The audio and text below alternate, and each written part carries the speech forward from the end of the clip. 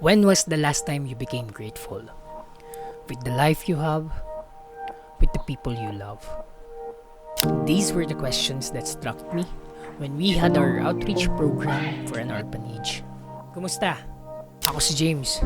Malaki ang pangarap ko kaya marami akong ginagawa. At isa sa aking mga pangarap ay ang makatulong sa kapwa. Lately ay maganda ang takbo ng negosyo ng aming pamilya, kaya we decided to share the blessings. With the initiation of our family and with the help of UMAC, nag-organize ka ang aming pamilya ng isang outreach program for an orphanage.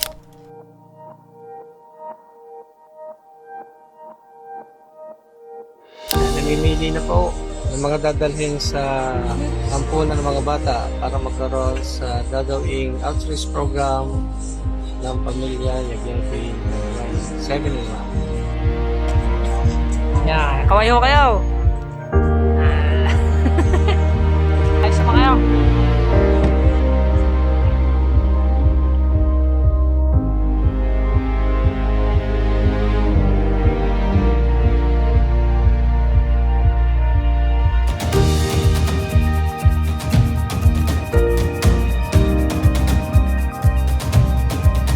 Yan, dito po kami ngayon sa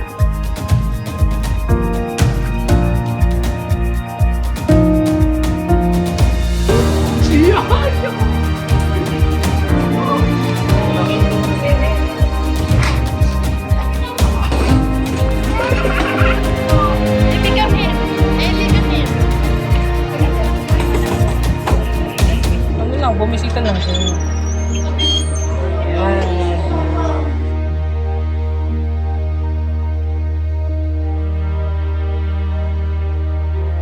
Ayan, dito tayo ngayon. Hello, good day to all of you. I am Sister Janet, one of the admin staff of the Reverend Father Vincenzo and the Children's Home located at Kilu South, Padre Garcia, Batangas. This is an orphanage that caters 0 to 5 boys upon admission and 0 to 12 girls for upon admission. So usually we admit newborn babies. The kids that we cater here, usually we process them for adoption, and if they have family, so we need to reunite them after validation or studying about their cases. So now this institution grows so much that we are already going to 6 years after getting the license from the DSWD, and after we get the license, thanks be to God, we are already accredited by DSWD also. And with this, we are so thankful to Miss Milagrosa Yabyabin de Chavez and the company, especially UMAC or UMAC company, for helping us, sending us these goods that really help us in taking care of all the babies, because these are the basic needs of the babies, of the children we have here in the institution. And looking forward that all of you who help us will come also to see them, to see us personally, so that it's really different to see in the photos or hear some stories about the stories of the children in the institution. It's really different if you will be the one to go and see the reality and to know, to learn the story behind their smiles and even their wink of an eye. And thank you so much. And I learned also now, may receive kami mga boxes of balikbayan or mga goods from anywhere from the world. Huwag nyo lang pabayarin na. Joke.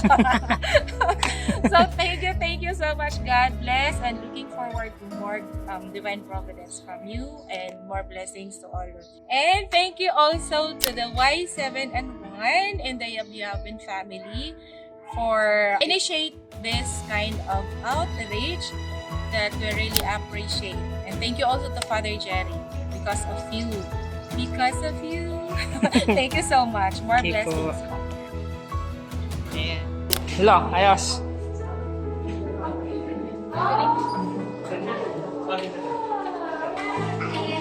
May dala ng bata ang mami. Ano masasabi niyo? Okay. Ang lalolo. Ayos. Aspe.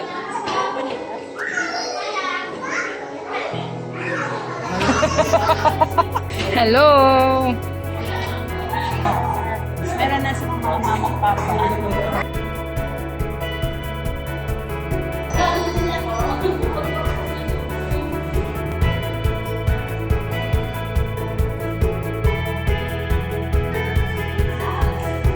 Isang kulang, siyempre na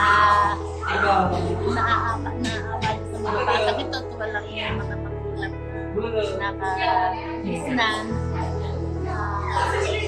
Buti na lang may mga ganito yung madre na tumutulong sa mga bata. Sino po na gustong tumulong, wag mo sila kamang. One of my greatest realizations for today is that we should never take things for granted.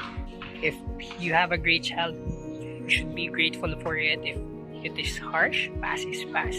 You should forgive them. Know that our parents love us the best way possible.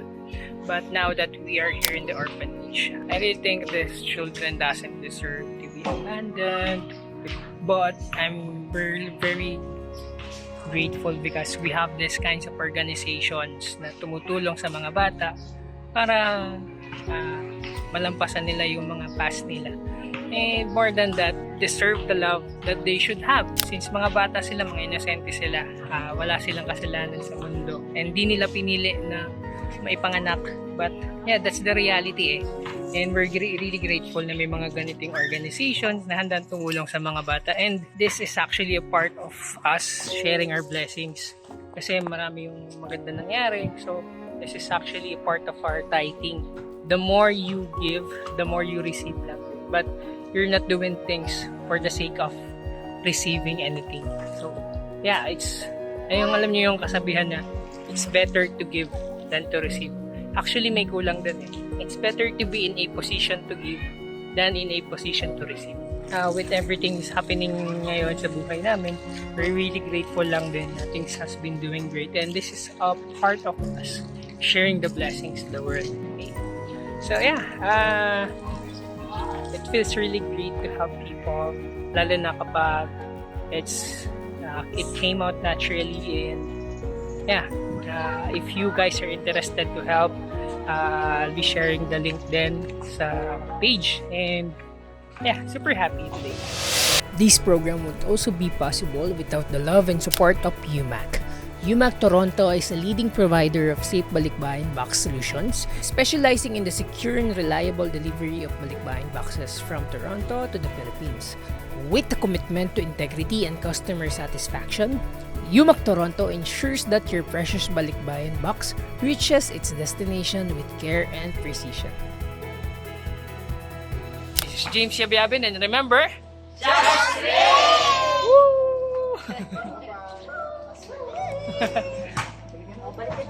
ayan. Hello, Spy. Hello. Ngayon, baka makuha nyo pa. Abot ko yan, tita. Haspay.